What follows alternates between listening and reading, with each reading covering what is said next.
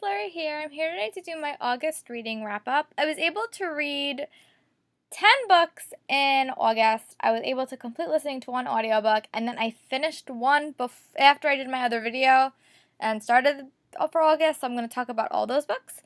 So the first book I read at the end of July was This Savage Song by Victoria Schwab. I just did my book wrap-up, which included my other Owl Crate book, so if you guys want to go check that out, I talked in detail about it, but I gave it 5 stars. I really, really liked it. I was really impressed with it. I thought the world building was really, really spectacular.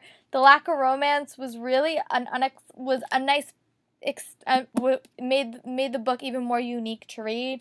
I love the focus on good versus evil, which is ironic because that was the name of the book, Good versus Evil. But what makes a villain? What makes a hero? And can you still be a hero if you're a monster? All those questions were really, really good. I cannot wait for the sequel, and hopefully I get to read more by Victoria Schwab in the meantime. And then the next book that I read, this is the first book that I read in August, was Open Road Summer by Emery Lord.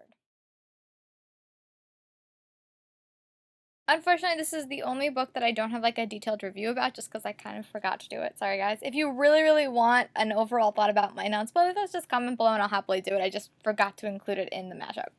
I gave this book 4 stars. It follows this girl named Lila and her friend named Reagan. And Lila, or Dee as she's called, is a country music star, and she winds up going on this 24-city tour, and her best friend just got dumped, and she just got dumped. So they wind up going on this tour, and some drama happens that makes her think she has to make her image more positive, so she winds up including a headliner that her best friend kind of falls for, and it makes for a very, very interesting summer, and I really liked it. I liked the music component, I liked the traveling, I liked how both these girls were really, really struggling, but you could see how much their friendship really, really bounded them together. And I like that. I thought that was really, really good. I grew to like Reagan. I don't think Reagan was like my favorite character in the whole entire book, but I could tell she was very, very protective of her friend. So a lot of things she did, I think, was very, very protective of her friend. But there were some things where I was like, oh my god, Reagan, stop it. But overall, I really liked her, and by the end of the book, I really appreciated her. I love the character of Matt, and I love the character of Dee. Dee's the best friend who's the country music star. I would have loved a book from Dee's perspective, to be honest. Maybe one day we'll get that, but I really liked her, and I know we got kind of a conclusion to her story. But I would love to see the book told from her perspective, because I think being a country music star or any type of celebrity and being a teenager is a really interesting dichotomy, and I would love to have seen it in a novel. But we did get enough of her, but I just liked her. I think I felt more connected to her character than I did to Reagan. But Matt is gorgeous and funny and the perfect boyfriend, and I really, really liked him, and seeing him really, really crack Reagan's shell. So overall, I really liked it. I gave it 4 stars. The ending was fun. The twist was fun. And it was a really, really, really, really cute read. And I hope to read more by Emery Lord this summer. And then the next book that I read was Eleanor and Park by Rainbow Rowell. I also have this in my contemporary mashup, so if you want more information about it, go check it out. I gave this book 4 stars. It takes place in 1986, and it follows these 2 people who wind up sharing some passions and wind up developing a friendship and then maybe something more. But Rainbow Rowell has a very unique way of really, really connecting to teenagers and depicting teenagers' thoughts, and I just liked how these 2 misfits really were able to have a really, really incredibly and heartfelt love story, and I loved it. My only critique about this book is that I really wanted the ending to be a little bit more fleshed out and not as rushed. I felt like it was a very, very rushed ending, and there was no clear path where these characters went, but overall, I really enjoyed it, and it was a really, really fun summer read. And then the next book that I read was by Jennifer E. Smith, and it's called This Is What Happy Looks Like.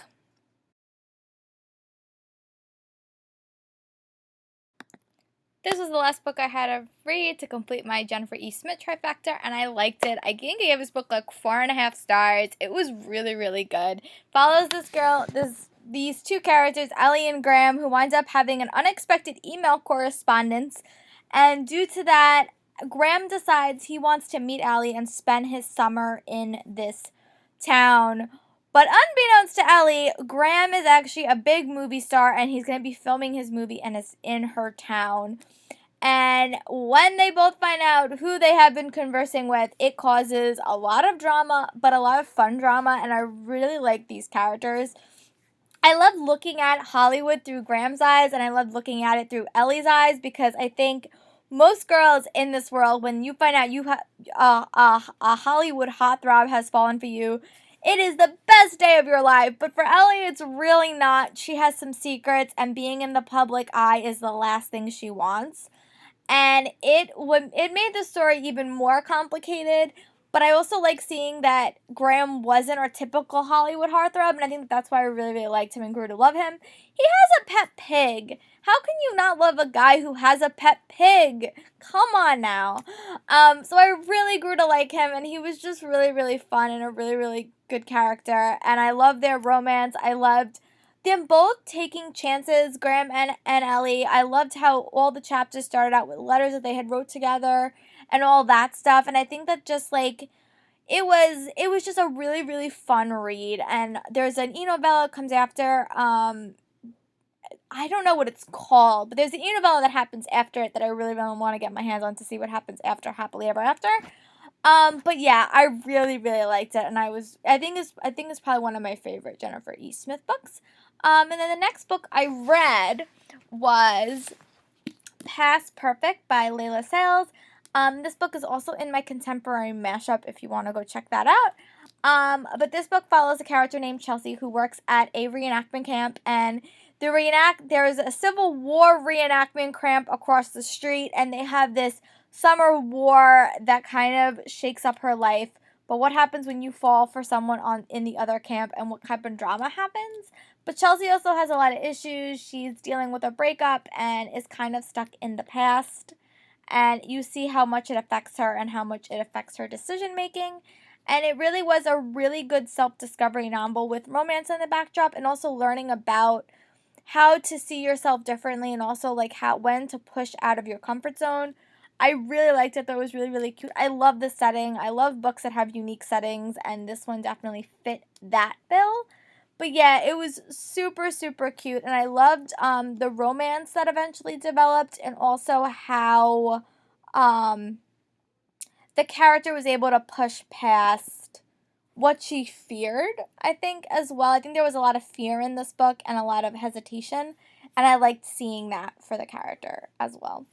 And then the next book I read to go along with my Tamora Pierce reread is The Woman Who Rides Like a Man, which is the third book in the Song of a Lioness series. I have one more left. I'm actually in the middle of reading it, but I left it I left it with my friend, so I'm going to be a little bit behind on the reread, but this book was really good. I gave this book 4 stars. I think that this was my favorite book in the series so far. I thought that the unexpected twist between Jonathan and Alana was really, really unique. I loved where she went. She went to a very interesting location, and I think it really changed how I viewed Alana and all the characters she was surrounded with. But overall, I really, really liked it, and I cannot wait to get my hands back on The Lioness Rampant, which is currently not with me. So hopefully I'll get to read that at the start of September. And then the next book I read was the third book in the Au Pair series, and it is called Sun. This is the third book in the Au Pair series, and this book, I really don't want to give away any spoilers in case you haven't read the other ones, but it follows the characters through another summer in the Hamptons. They're all actually in the Hamptons, but their drops definitely do change. And there's a lot of career advancement or career inspiration that comes up during this novel, and a lot of turmoil with the girls, which I thought was very, very needed to see what would happen when you really can't rely on your best friends anymore. I really liked it. It was a really, really fast-paced read, and I could not wait to get my hands on the last book in the series. And if you want more about the series, check out my contemporary review. I do a little talk about it at the end of the video. And then the next book I read was Bee and Sloane Jacob by Lauren Morrill. And this book follows 2 characters named Sloane Jacobs who, running out of fear, wind up switching lives, and one goes to a figure skating camp, and one goes to an ice skating camp, even though that's not where they're meant to be. And it's a really interesting self-discovery / fear novel that really looks at what are you running from and how can you get yourself better in a sense, and it had some really, really cool romantic twists. I read this during the Olympics and thought it was a great, great, inspiring, cool novel that really used sports in such a unique way. I love the powerful female friendships that developed and everything else that happened in this novel. It was great. If you want more about this plot synopsis, go check out my Contemporary Reads review. And then the next book that I read was Crazy Hot by Crazy Hot by Melissa David Cruz, which is the final book in the Au Pair series.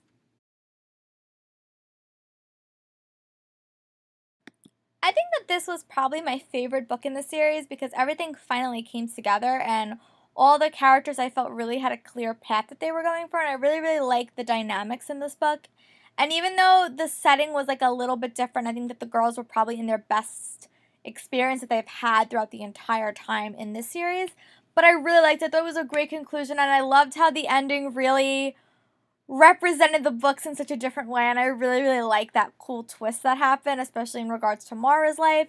I really, really like it, and I thought that it was a great summer scorching novel, romantic entanglement trip that if you're looking for one next summer or even during the winter when it is so cold we can't see straight, I highly recommend that you read it.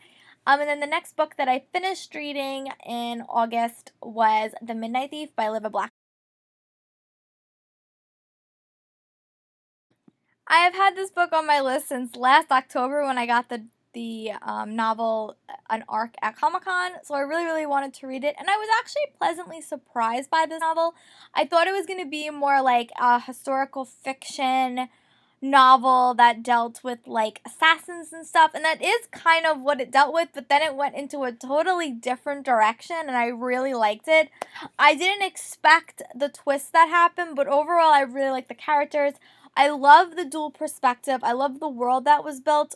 And I gave it 4 stars just because I wanted a little bit more clarity, and I think that the next book will teach you that. Like, I think that because the twist happened so much at the end, I think you'll get more of that information. But I overall really loved it, and it was a very unique way to incorporate supernatural elements into your book, and I want to know more about the supernatural components that this book introduced. But it basically follows this character who winds up as a thief and gets invited to be a part of this group that she doesn't really understand, and she winds up having to do some stuff that she's not crazy comfortable with, and it sets in to plan a series of events that really turns her world upside down. And she winds up coming across a soldier in the king's army that they wind up having a friendship and maybe something more, but they really start to rely on each other. And when a problem happens, they decide to work together instead of against each other, and the book goes in a very unique direction. And I really, really liked it. I love the dual perspectives. I love how different the characters were. I love how complicated the world became and all the characters that we got to meet. It was a really, really fast-paced novel, and I hope to get to read Daughters at Dusk soon, and then I'll do a full, do you guys a series mashup for you guys. And then the last book that I finished reading in the month of August was P.S. I Like You by Casey West. And this was my Owl Crate book for the month of August. I really love this book. I gave it 4 stars. It was a super cute contemporary that involved letter writing and music and an unexpected romantic entanglement partner that you would not have expected when reading this novel. But overall, I really like it. And if you want a really super cute contemporary novel that really deals with emotions and fear and a little bit of self-discovery, this is the book for you. A couple of other wrap-up notes. I'm still in the middle of reading Harry Potter and the Goblet of Fire. That book is massive, so hopefully I'll be able to finish it by October with my reading and listening. I started reading With Malice by Aline Cook, but I literally just started it, so I'm going to talk about that in my September TBR. And I finished listening to An Author's Odyssey by Chris Colfer, which, when I started listening to that book, I was convinced that it was the end of the book, and then I realized the ending cannot be the end, so we're getting 2 more books in that series, which is so exciting. And as I mentioned earlier, I left Lioness Rampant with a friend, so that will get pushed over to my September TBR as well. I also am going back to school full-time in September, so I don't anticipate myself reading 10 books, but I'm going to talk about that in my September TBR. But I hope you guys are having a great day, and I'll talk to you guys later. Bye!